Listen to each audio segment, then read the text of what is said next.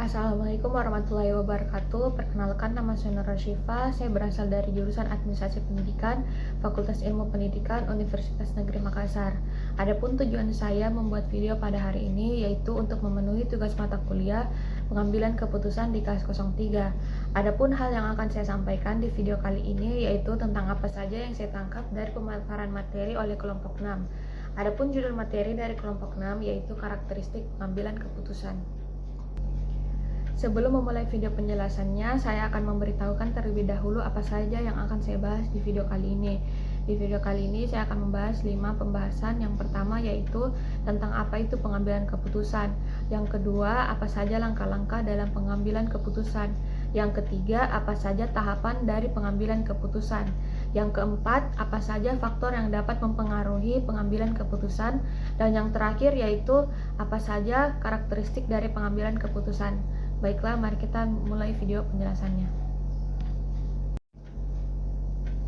Nah, pada hakikatnya, pengambilan keputusan merupakan suatu pendekatan yang sistematis terhadap hakikat suatu masalah, pengumpulan fakta-fakta dan data, pengambilan tindakan berdasarkan pada perhitungan yang tepat dan berdasarkan penentuan yang matang dari berbagai alternatif yang tersedia. Oleh karena itu, sebelum sesuatu masalah itu dipecahkan, perlu diketahui apa masalah yang sedang dihadapi. Selain itu, dalam pemecahan masalah juga harus didasari pada fakta yang terkumpul agar pengambilan keputusan tidak menjadi sembarangan atau sembrono. Ada beberapa langkah-langkah dalam pengambilan keputusan. Yang pertama yaitu menentukan apakah perlu mengambil keputusan. Yang kedua yaitu mengidentifikasi kriteria dari keputusan seperti apakah ada syarat khusus atau kira-kira resiko apa yang akan terjadi.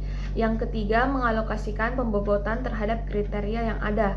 Yang keempat mengembangkan berbagai alternatif. Dan yang kelima memilih alternatif yang terbaik.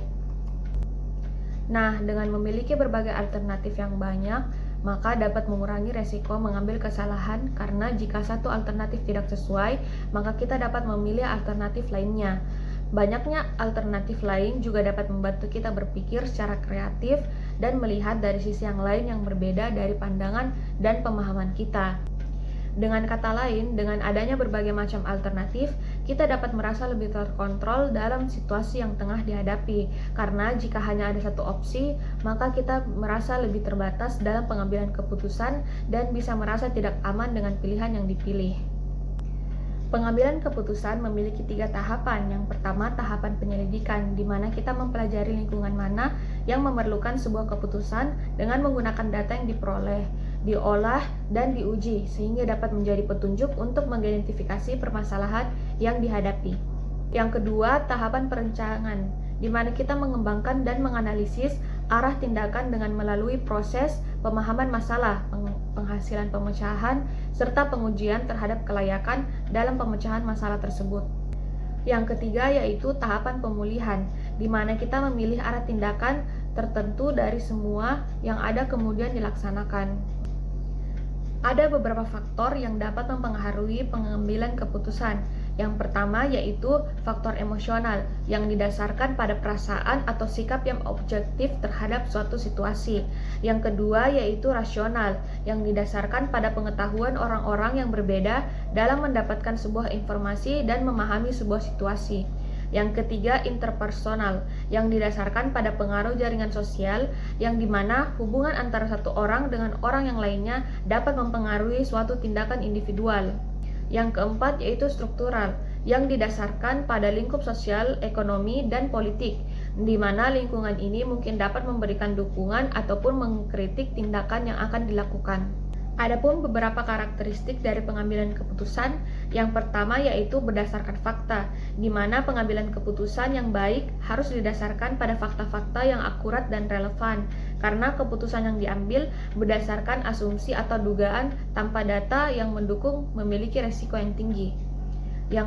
Yang kedua yaitu logis dan rasional, di mana keputusan harus didasarkan pada pendekatan yang logis dan rasional. Keputusan yang dibuat secara emosional atau tergesa-gesa seringkali tidak efektif.